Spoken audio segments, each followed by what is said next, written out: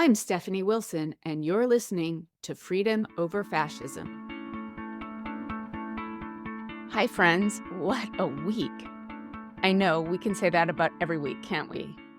A couple of days ago, I was watching Ben Wittis on his daily morning show, Dog Shirt Daily, and he said one of the most helpful things I've heard in a while. He told his guest to stop listing all the things the regime is doing to break America. What? What he meant, and I completely agree with him, is that when we list, to ourselves or others, every way the regime is killing our country, down to the last kidnapping and arrest, we start paralyzing ourselves. No single person can solve this crisis. And when we describe the scope of the assault, our reaction is paralysis. So he recommended paying attention to one issue, maybe two, and following that, doing everything possible to change reality on that issue and compartmentalizing the rest. At first, I was taken aback.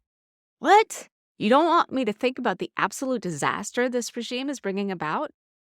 Then I realized that there are so many of us in this opposition.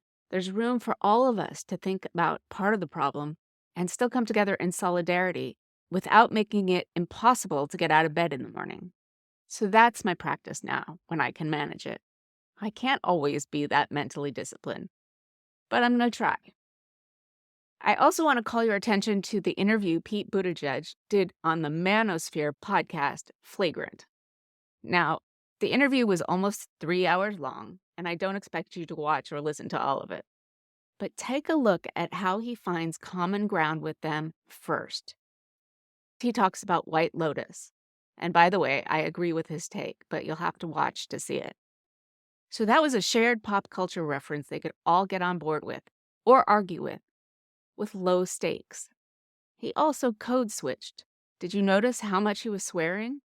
I have no problem with this, and I'm sure that's how he actually talks. But he was finding common ground in the very words he chose.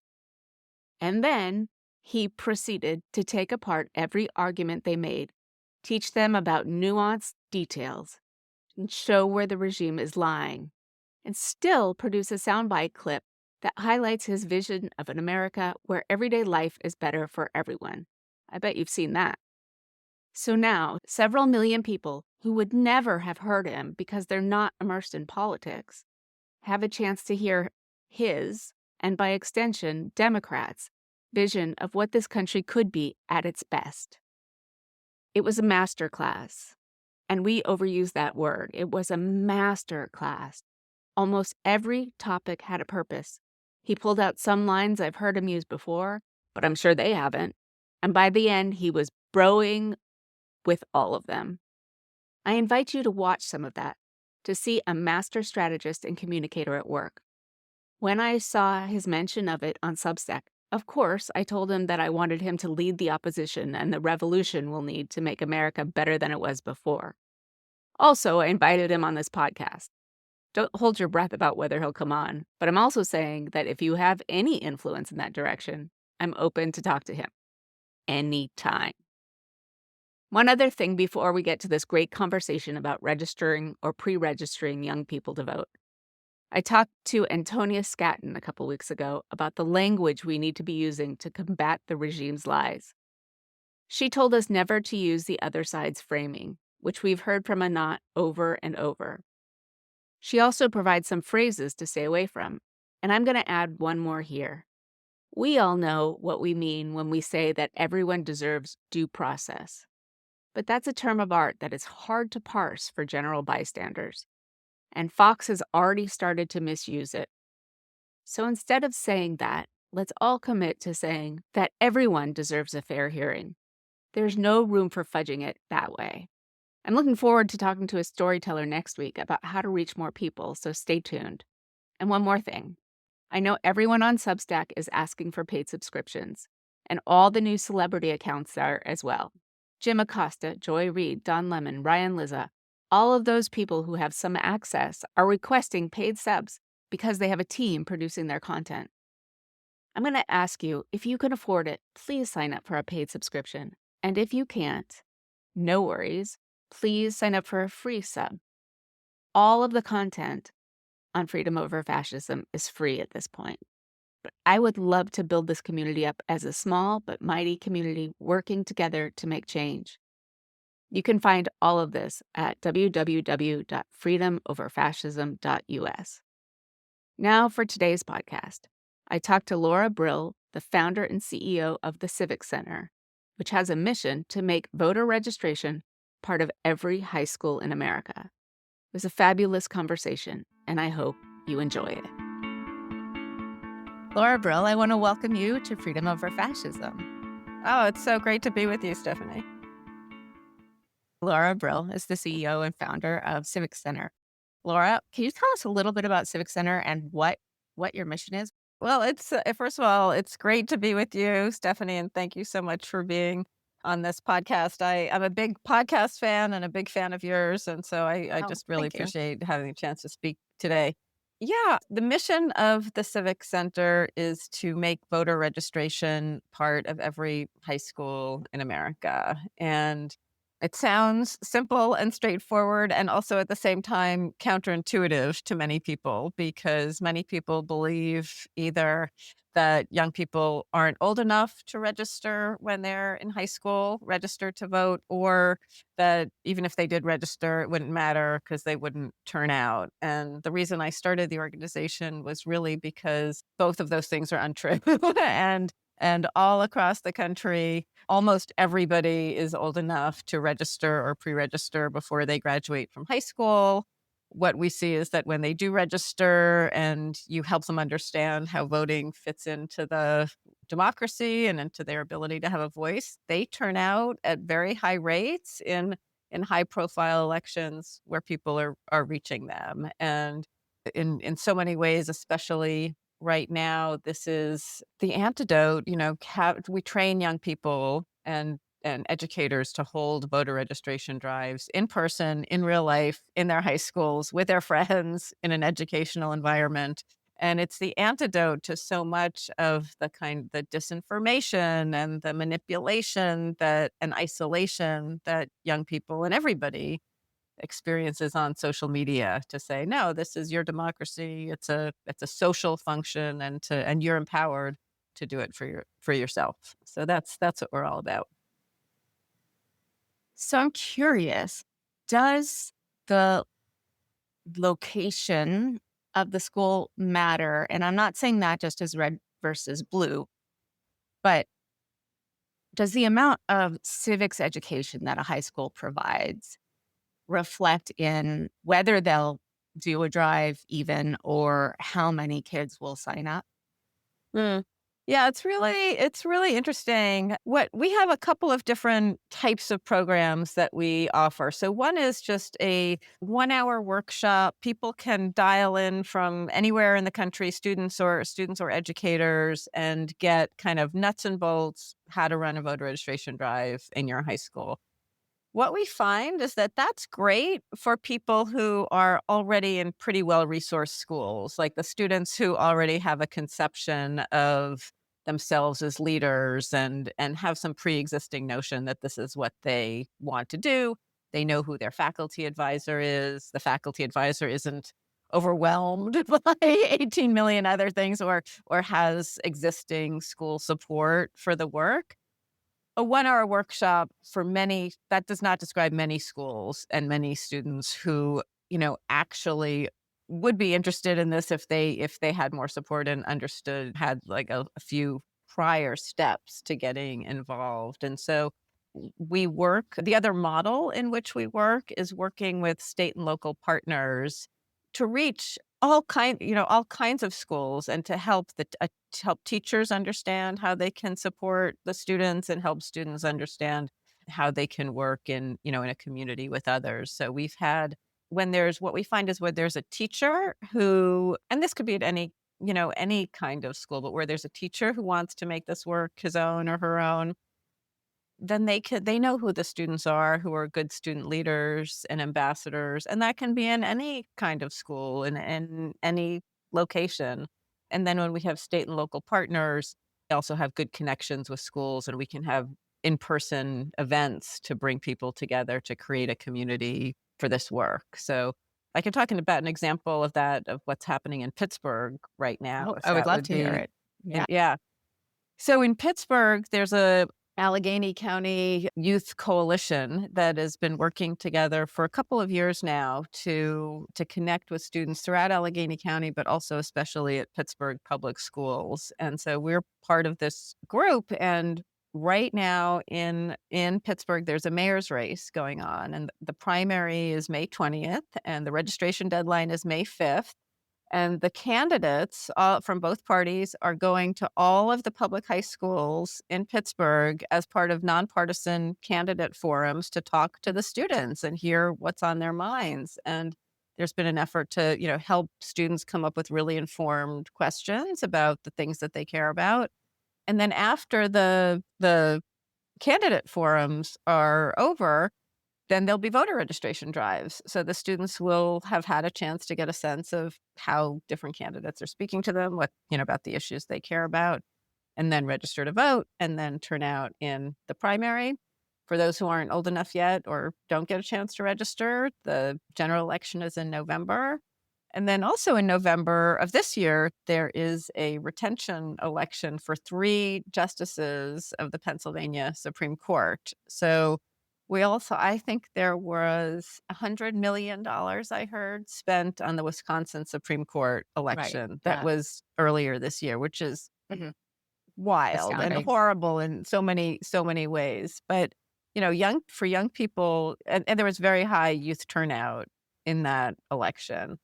And so young people can be very impacted by state Supreme Courts, and for them to start developing an understanding about that, and then to be able to vote in, what I think is going to be a very important election in Pennsylvania this November, and then of course in the midterms. So, when we invest, it's so different from a lot of, last minute money coming in for ads, just blanketing people to Right. turn out without the context and organizing. And so this is really long-term organizing work to help a community turn out.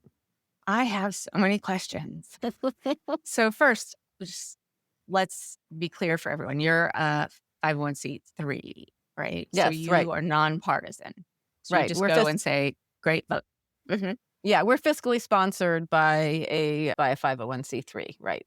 Oh, okay. Yeah. So you're not like going to schools and saying, "Hey, you should vote for so and so." You're just saying, "Hey, vote." I am really curious about those candidate forums. What what were the questions like? What were the most important things to those high school To students? the students? And just Yeah. yeah, and letting you know that I have an 11th grader myself. So I'm kind of in the thick of high school angst. Right. Yeah, so they are interested, there's so much polling now about young people, and the Harvard youth poll just came out with, updated numbers, but they are interested in their futures. They're very interested in economic issues, in jobs, in housing, in college affordability. They're interested in, these, so those are more kind of bread and butter issues. And they're interested in gun violence. They're interested in the environment. They're interested in, in equality issues of all kinds. And of course they don't like the bullying type of, they're taught in school to be nice kids, and so Right. I think that, and mental health, that's the other thing that I think people really overlook as an electoral issue for Mm, young people. I mean, we hear all the time, and any parent of teenagers knows that there's a huge mental health crisis that impacts, absolutely. either young people, either our own kids directly or through their friends. And so they're very concerned about, I think, mental health is this is a bipartisan issue that impacts everybody on many levels. So those are the things they care about. Yeah.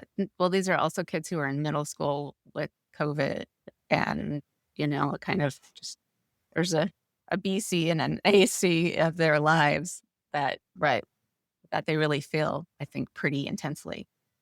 So I am curious, you talk about youth voter suppression as against talking about youth apathy or youth disinterest or laziness or all the things the way that youth has been characterized throughout time. And I already think that's a load of BS, but I want to hear the reason you talk about youth voter suppression. What does that look like? And how is what you're doing addressing that? Yeah, so I do think of disparity in youth turnout compared to older adults as very much youth voter suppression. And I would say the reason I don't think it's apathy and like young people just generally are not as good as older people, they're self-centered, they're all these stereotypes. Well, older people can be kind of self-centered and apathetic too, and we all know students who, I think the thing that having my own teens, I think helped me see this is not a matter of young people just not being inherently good. It's a matter of the structures and systems that we've built. And so I would say when I think about youth voter suppression, I think of it in kind of two different ways. One is just not paying attention.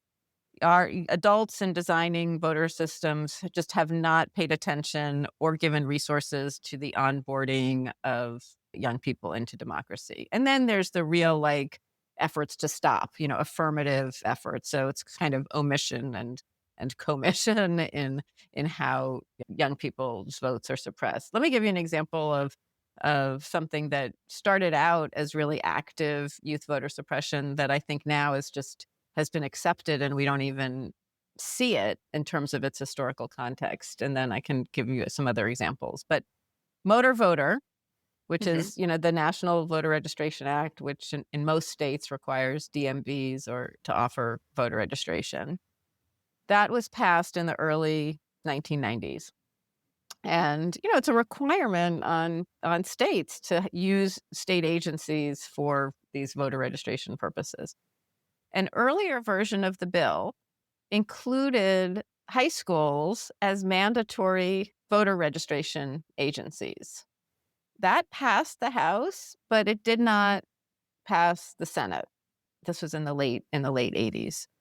People don't even I mean, I didn't know about that until a few months ago myself, and I've been doing this work for a long time. So that was if we had had that law pass with high Right. schools being mandatory voter registration agencies in the 90s, everything about our electorate would look really, really different today. We might have close to 100% voter registration if we had passed that law in the late 80s. So that is an example of something that actually started out as affirmative youth voter suppression, right? People were saying, we do not want there's a reason in terms of wanting to keep young people from voting that the majority in the Senate at that time voted against that bill, and it had to go forward with a pared back form. Today, since we don't even know, most people don't even know about this. It's just in the water, and it's kind of omission that it's not remedied. But that's the biggest act, right? Today we could, if there was enough power today, we could fix this and we could even at the state level. States are required to designate additional agencies beyond motor vehicle agencies as state voter registration agencies. So any state in the country right now could say high schools are required to do voter registration. And many states actually do have laws like that. And they're almost never enforced. They're almost never monitored. There's no structure behind it. There's no funding. There's no training. And so that's why I think of it as suppression, because any sensible country, any state, school district, local entity that wanted to get all young people registered to vote would say to itself, where are young people as they're turning 18? They're all in high school. High school. They're all in high school. They're right there. They're sitting next to their friends. And so it's very obvious how we could solve this problem with some sustained investment over time that would then be, very easy to repeat. So, and it's a choice not to do that. So that's why I think of it as youth voter suppression. So it's not particularly easy. It's not in their face at their high school. in a lot of places around the country, there is internalized voter suppression. My vote isn't going to count. It doesn't matter what, everyone's the same. Doesn't matter what I do. Why would I even bother?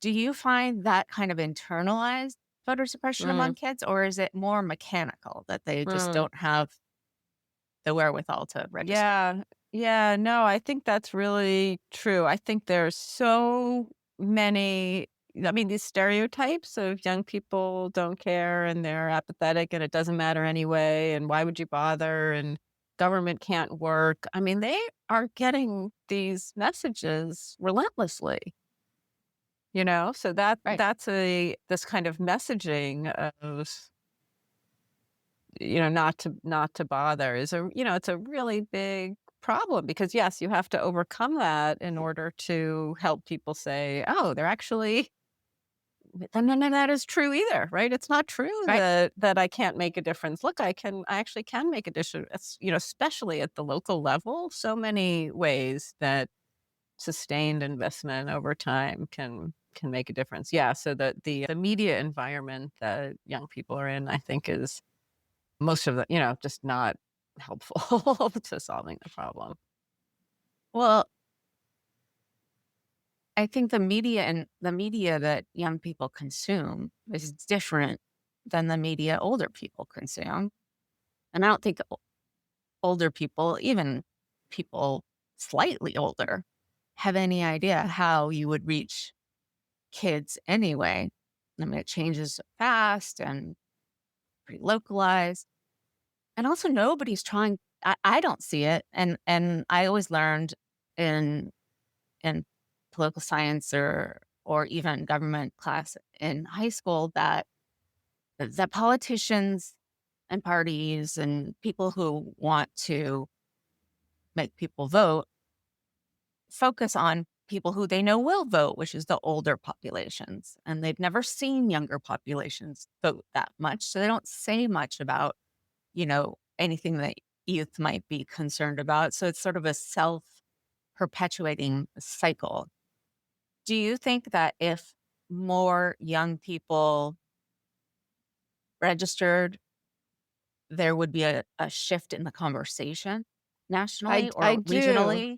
I do, because a lot of politicians, especially at the state and local level where they have not a lot of money to run and not a lot of time often, they're doing exactly what you're describing, Stephanie. They've got the voter file, their consultants have told them on their limited budget they should go for 50% plus one. They're looking at likely voters and trying to, it's not crazy, right? They're trying to use their money efficiently to get to what they think the result is. And but what that means is that when young people aren't in the voter file, when they're not registered, those candidates with the smallest campaigns, how are they going to find them? They to say to a local somebody running for school board, oh, you should go on TikTok, or that's really hard for somebody who's running for office the first time. And so to try to the registration thing, I think people don't necessarily realize. I mean, for students, a lot of light bulbs go off when we say one of the reasons candidates aren't talking to you is because you haven't registered. Yeah. And you haven't registered because no one's been telling you about this dynamic. But if you do register, you're making yourself available, there's sort of two elements to it. One is just like the one-on-one. Okay, we now have your address, so we can knock on your door and leave literature. Mhm. But there's also just the kind of aggregate of the numbers of people looking at a voter file and thinking, is everybody 45 and above? Or what's wow, look at all those 18-year-olds. Maybe I, Right. on the aggregate, need to be thinking about things like education, housing affordability, college pathways, and climate. So, Right. I think a lot of them are sort of wanting to, okay, let me just personalize this so I can speak. My kid, great values, does not want to hear about the day to day politics, which fair. I talk about it a lot. But as he like goes toward thinking about what his future is going to look like, he asks more questions and he talks more about it. So I think there's something about kind of adulthood staring you in the face. Like, what what am I, either when I graduate from high school and are looking for a job or going on to college, what is going to be out there for me? And the idea that they could actually influence that, I think, is kind of news to them. I am very curious. I've heard the statistic plenty of times that once kids are registered, they vote in very high numbers. Can you tell me about that relationship? Yes, yes. So this is another this is also another reason I started at the Civic Center, because I was so used to seeing these numbers that young people don't turn out, they turn out at very low rates, they don't care. And when I started looking at voter files and other data sources about this, the exact opposite popped out. It was once young people were registered, in high profile races, they turn out at very high rates. So every this number just kills me. Every presidential election, we don't have 2024 yet, but 2020 going back to 2004, more than 75% of registered youth turned out. 75, more than 75. In 2020, it was 86%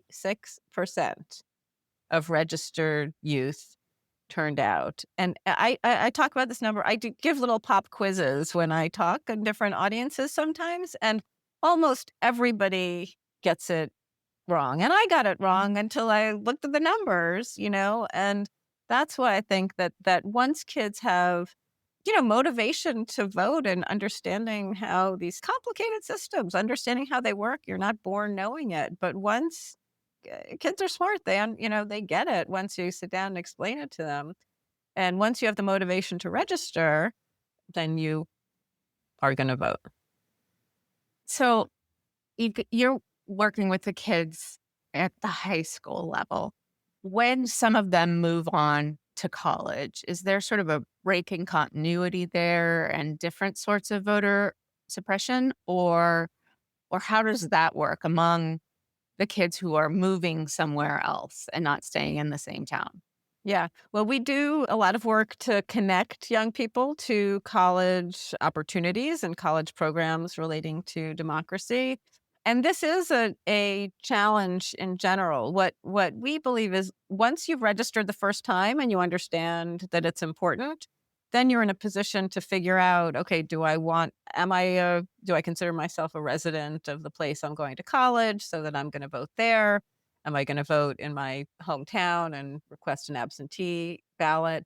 But every time people move, it is a continuity question about, will they get re-registered? How are they going to cast their ballots? And so we do try to do a lot of education to help people not just register, but, effectively cast their votes. I would just say one point about this and the SAVE Act. I don't know if you've had other I guests talk. yeah, no, not yet. Well, I call it Slave Act, but this Yeah. list. Yeah. So, right. So, and we call it Stop Americans Voting Everywhere. That's Right. basically SAV. And this would require to register to vote, or when or re register because you're changing your address, you must present documentary proof of citizenship, which is such a narrow category of documents. And many people, especially young people as they're going to college, I didn't bring my passport or my birth certificate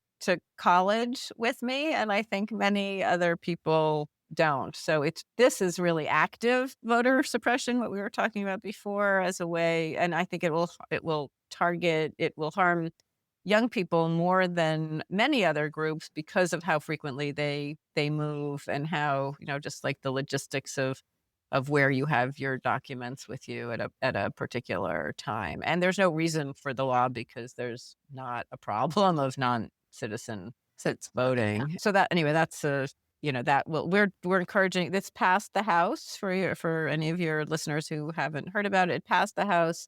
There is an opportunity to stop it in the Senate, and we have an email form on our website to speak out against this passage to the Senate, and we encourage everybody to pick up the phone and call their senators and let them know that it can't pass. I just saw an interview earlier this week where Heather Cox Richardson, I totally revere, was interviewing Angus King, one of the senators in Maine. And she was asking him, okay, you want people to contact their representatives. What's the best way to do that? Is it a phone call? Is it a letter? Is it an email? And at least in his office, but I imagine it's probably the same. The answer was email because it's easier to tally for Oh, them. interesting. Interesting. So I thought I'd just pass that along because I had always heard phone calls were better, but it's as you think about it, right? They're not going to give the senator all the letters. They're just going to say, okay, we've got 1,500 of these Mm, kinds and 500 of those kinds. And so it's easier to sort of tally the emails versus the phone calls. So that's just to put that interesting. out there. Yeah, I have kind of heard that maybe phone calls are weighted more heavily because people have to get further from their comfort zone to pick up the phone and call that versus sending an email. But at a certain level, it's the main thing is to It's do something. The main right. thing is to like to Well, also, it's an intern who's tallying things. I mean, they're not gonna give it to a high level person who right. really thinks about intent so much. So that was a piece of Interesting. news to me that it might not be true for anybody except Agnes King, but I suspect it is. Mhm. And yeah, so talk going back to that new act, at least young kid so it's an extra step for young people to get their birth certificate. Right.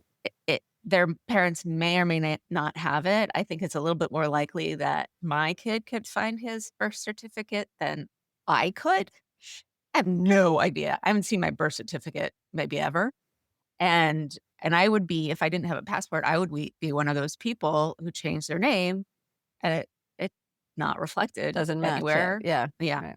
except in the social security system and my marriage license and, all of the places where you have to register. So as as we think more about this, are there any surprises to you in your work? Things that you didn't expect to be the case when you started to try to get to all the high schools or something about the students themselves or the teachers or are there any surprises for you?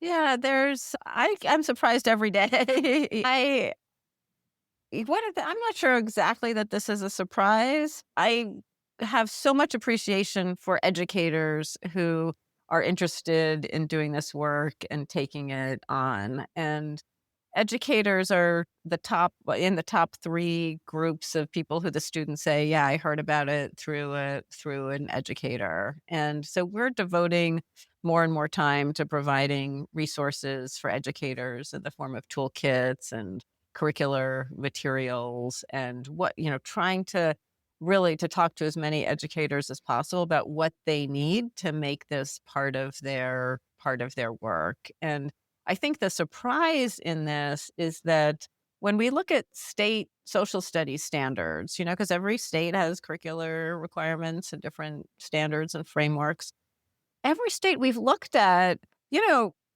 preparing young people for citizenship and to be active, engaged adults is there. It's not like hiding. It's part of the basic framework of what is supposed to be going on in high schools. And yet the teachers tell us no one's ever talked to us about voter registration, about how it works, about the fact that you can pre-register to vote. And we have now a full-time manager of educator development, and she's been doing professional development trainings across the country to provide the resources that teachers need. And she's just had such an outpouring of appreciation from the teachers who would say, I go to so many professional development things that really Right.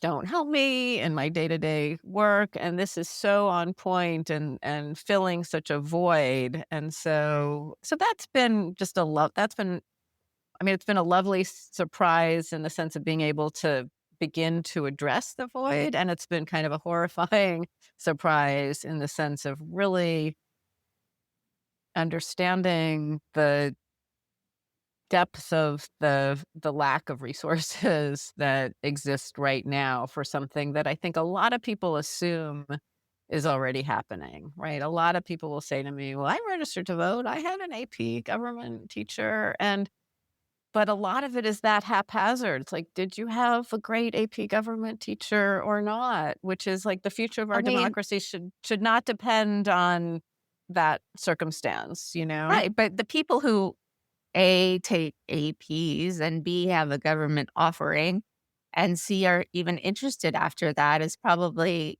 very small compared to the universe of people who are gonna be graduating high school within the next year or 2. Right. Because everyone, I think, at least takes US history, if not government, right? So, like, it seems like I am not surprised that the educators would want.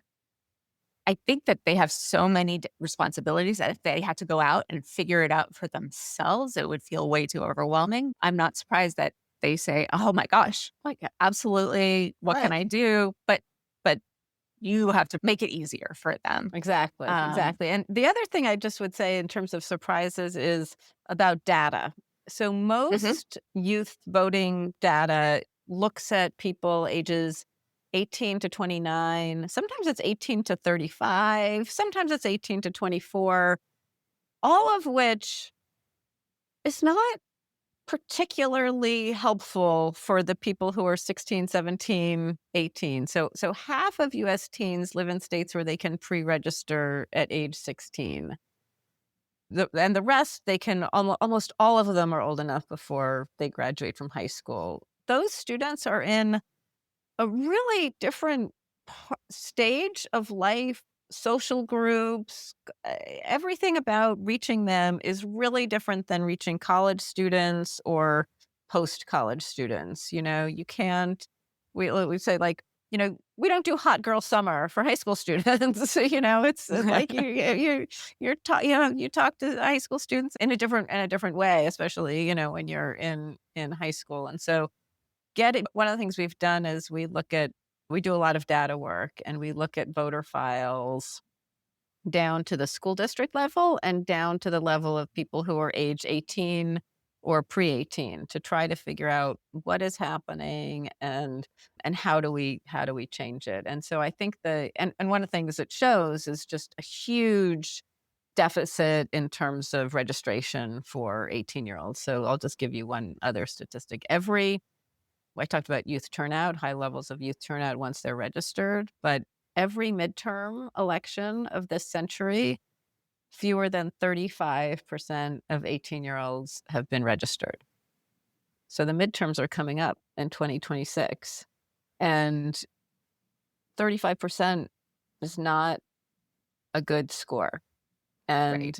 And and we can measure this. We measure it over and over again, and we can measure it down to the school district level. And so that kind of being able to provide that kind of data has been really powerful because people see it and they think, okay, well, I can't solve climate change today. I can't any other number of issues that are big and beyond the scope of most of us to even think about how we could address them.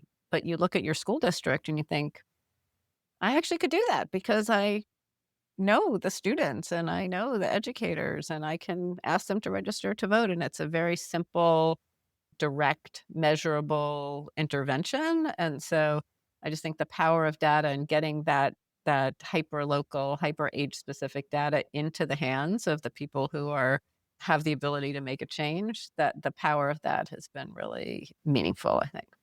So knowing what you know and having the access to the data and knowing how many are registered or versus not, do you yet have the capacity to like, what's your capacity to reach how much of America? Yeah. We've done data work on down to this like local level in 10 states so far, at least to some degree. We're looking for and we're actively looking for investors to help us do this at a all across the country and at a regular, to update it quarterly or even more frequently where we can, because once we can do that, we can get it into the hands of, again, the local community members who can see it and who can say, okay, let's track this and measure it over time. So that's definitely an area where we're working to grow. We do publish on Substack basically weekly with new data reports. So the most recent ones are New York, New Jersey, Pennsylvania, Ohio, I think are the most recent ones we've done. So folks can check it out there. Yes, the Civic Center. The Civic All right, Center. Yeah. Civic Center. So what states are you actually working in right now? And with our in 2024, there were voter registration drives that were registered with us that we had come through our training in 36 states. This so far in 2024, we're up to I think 20 states, and I think it'll get into the 30s. And I'm sorry, in 2025, I think it'll get into the 30s by the end of this year as well. We don't have staff in all those states. We have staff in California, Wisconsin, Pennsylvania, and Florida. And then we work with local partners in many other places. So the places where we have the most robust partnerships also include Arizona and New Hampshire and New York. So if I'm a high school teacher or counselor and I think, what a great idea for my high school, I would love the help. How do they get in touch with you Yeah. to And start a program in their school or Yeah, and district? actually, I should have said we have staff in New York too, New York and Rhode Island, where I forgot to mention those before. So they get in touch with us on our website. We have it, which is thecivicscenter.org. We have a for students list of resources, and then we have for educators, and they can just go onto those, follow those menu drop downs and contact us. And there's a students and educators can sign up for one of these 1 hour workshops, or the educators, we offer a one-on-one. You can just use these Calendly links and sign up for a Mhm. one-on-one conversation with our manager of youth programs to get started. And then we have just to email, we have info@theciviccenter.org, or folks can also just leave a message on our Substack. We're also at Blue Sky at the Civic Center and on Instagram at the Civic Center. So we monitor those as well, and people come in Makes all sense. all those different pathways. Yeah. Right. Can anyone just register on your website, or if they say, okay, I'm listening to this, I want to register, where do they go? Yes. So on the website, there's also in the drop down, there's also a register button, and we use TurboVote as our voter registration platform, and folks can use that to register right now and can put it in if they're can put it in the face of their teens who are old enough to register and help them work through the process.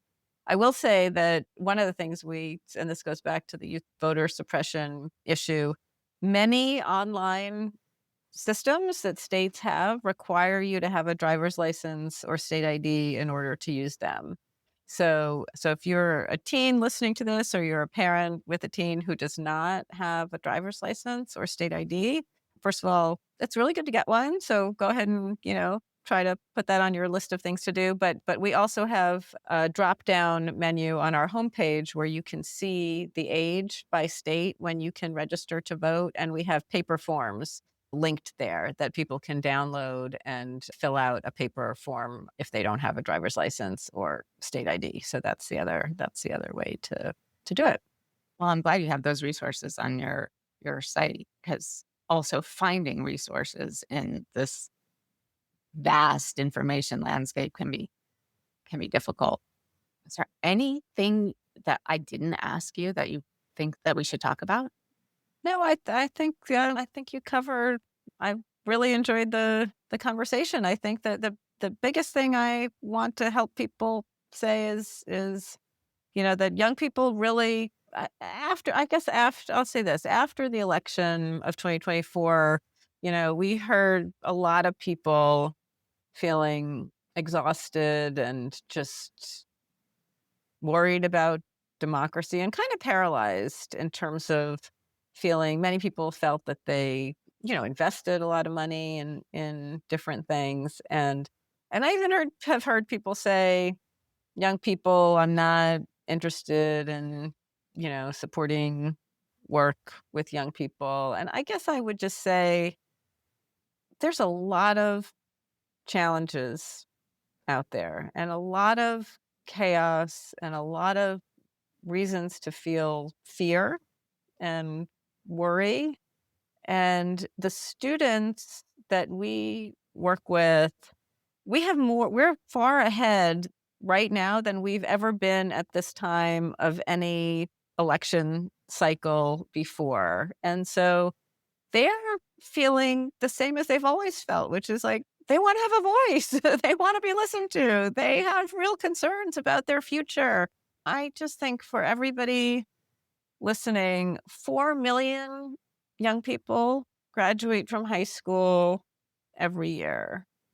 They're facing real challenges and we cannot give up on them. That's 16 million new potential voters by 2028, 8 million by 2026. And, the way to reach them is where they are with their friends in their schools, get them talking, help them understand what this is all about and how they can have a positive role. And I just think that I see things shifting a lot in terms of people starting to feel like, okay, I'm ready to re-engage now. I'm ready to kind of get active again. And I would just say, help us get active with youth, talk to young people, talk to the high school in your community, use your own network, and and don't give up. Thank you so much for coming on. This has been really lovely, Stephanie. Thank you so much for inviting me. Thank you for listening to Freedom Over Fascism. Please subscribe at www.freedomoverfascism.us. This podcast is part of the Democracy Group.